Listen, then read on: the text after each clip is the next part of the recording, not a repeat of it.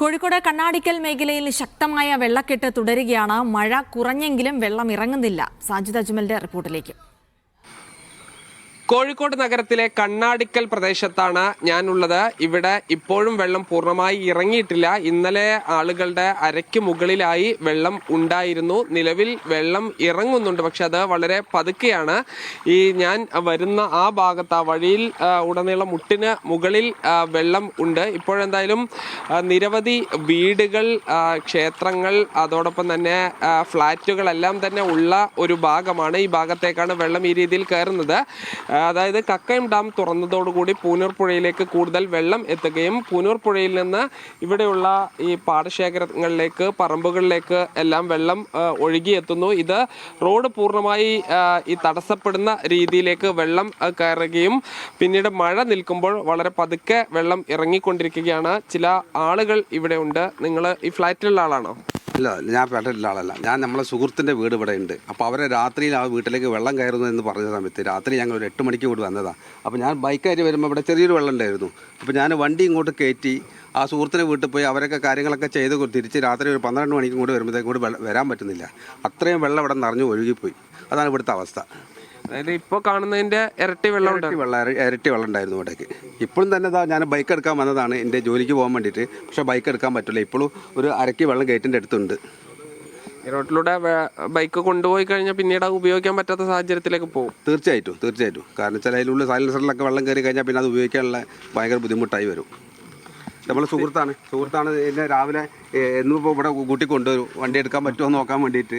ഇപ്പോൾ അതായത് മഴ തുടങ്ങിയ ആദ്യ ദിവസം മുതൽ ഈ രാവിലെ വന്ന് സാഹചര്യം വിലയിരുത്തുകയാണ്. അതെ. ഇന്നലെ രാത്രിയിൽ അങ്ങനെ മഴയൊന്നും ഇവിടെ ഉണ്ടായിട്ടില്ല. എന്നാലും ഇവിടുന്ന് വെള്ളം വലിയിട്ടില്ല. കാരണം ഈ പൂനൂർ പുഴയിലെ ഒഴുക്ക് കാരണമാണ് ഇവിടെ വെള്ളം വലിയാത്തത്. നിങ്ങളിവിടെ ഫ്ലാറ്റിൽ താമസിക്കുന്ന ആളാണല്ലോ. എന്താണ് ഇപ്പോൾ വെള്ളം ഇറങ്ങി തുടങ്ങിയിട്ടുണ്ട്. ഇന്നലേക്കുള്ളൊരു അവസ്ഥ എങ്ങനെയാണ്? ഇന്നലെ വെള്ളം ഇവിടെ ഇങ്ങനെ കെട്ടി നിൽക്കുകയായിരുന്നു. വളരെ സ്ലോ ആയിട്ട് കുറഞ്ഞ തോതിൽ വെള്ളം പുറത്തോട്ട് പോകുന്നുണ്ടായിരുന്നുള്ളൂ. ഇപ്പോഴാണ് കുറച്ചുകൂടി കൂടുതലായിട്ട് വെള്ളം പുറത്തോട്ട് പോയിട്ടുള്ളത്. ഓക്കെ, ഇവിടെ ഈ മൊത്തം വെള്ളം നിറഞ്ഞു കഴിഞ്ഞ് ഫ്ലാറ്റിലുള്ള ആളുകൾക്ക് പുറത്തേക്ക് പോകാൻ പറ്റാത്തൊരു സാഹചര്യം ആവുമോ? ഇവിടെ എങ്ങനെ സ്ഥിതി എന്ന് പറഞ്ഞാൽ വെള്ളം നിറയുമെന്ന് തോന്നിക്കഴിഞ്ഞാൽ എല്ലാവരും പുറത്ത് വേറെ ഏതെങ്കിലും സ്ഥലത്തേക്ക് മാറും. ഇപ്പോൾ ഇവിടെ ഒരു 6ഓളം ഫാമിലി, ഇപ്പോൾ ഞാനടക്കം ഒരു 6ഓളം ഫാമിലി ഇപ്പോൾ ഇവിടെ ഉള്ളൂ. ബാക്കി എല്ലാവരും മെഞ്ഞാന്ന് വൈകുന്നേരം തന്നെ പുറത്തോട്ട് പോയിട്ടുണ്ട്. ബന്ധുവീടുകളിലേക്കോ അല്ലെങ്കിൽ ഹോട്ടലുകളിലേക്കോ. കാരണം ചില ആൾക്കാരൊക്കെ ഇവിടെ ദൂരെ നിന്ന് വന്ന് താമസിക്കുന്നവരൊക്കെ ഉണ്ട്. അവരൊക്കെ ഹോട്ടലുകളിലേക്കും മറ്റും മാറും.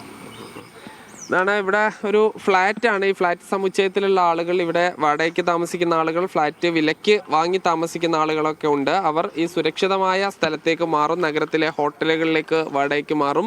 ഇവിടെ തൊട്ട് അടുത്ത് ബന്ധുക്കളുള്ള ആളുകൾ അങ്ങനെ മാറും. ഇവിടെ 54 കുടുംബങ്ങളുണ്ട് അല്ലേ? 54 കുടുംബങ്ങൾ ഫ്ലാറ്റുകൾ താമസിക്കുന്നത്. പിന്നെ 17ഓളം വില്ലകളുണ്ട്. അതിനും താമസിക്കുന്ന ആളുകളുണ്ട്. എന്താണ് ഈ കഴിഞ്ഞ ദിവസത്തെ അവസ്ഥ എങ്ങനെയാണ്? എല്ലാ വർഷവും ഇങ്ങനെ തന്നെയാണോ? കഴിഞ്ഞ വർഷം വെള്ളം വന്നു, പെട്ടെന്ന് ഒരു സ്റ്റെപ്പ് വരെ വെള്ളം കയറി ഒരു ദിവസം കൊണ്ട് അത് ഇറങ്ങിപ്പോയി. ഈ വർഷം അതല്ല സ്ഥിതി. ഇപ്പം 3 ദിവസമായി ഈ വെള്ളക്കെട്ട് ഇവിടെ അനുഭവപ്പെടുന്നു. എന്തായാലും വെള്ളം ഈ ഇറങ്ങും എന്നൊരു പ്രതീക്ഷയിൽ തന്നെയാണ്. മഴ തുടരുകയാണെങ്കിൽ പ്രതിസന്ധി രൂക്ഷമാകും. കാരണം ഈ പൂനർപ്പുഴയിൽ നിന്ന് വലിയ തോതിൽ പാടത്തേക്ക് വെള്ളം കയറുകയും അവിടെ നിന്ന് ഈ ഭാഗത്തേക്ക് വെള്ളം ഇരച്ച് കയറുകയും ചെയ്യും. ഇപ്പോഴും ആളുകൾക്ക് വാഹനങ്ങളുമായി പുറത്തേക്ക് പോകാൻ കഴിയാത്ത ഒരു അവസ്ഥ തന്നെയാണ് ഉള്ളത്. ജയ്സൽ ബാബു പിലാശ്ശേരിക്കൊപ്പം സാജിദ് അജ്മൽ, മീഡിയ 1 കോഴിക്കോട്.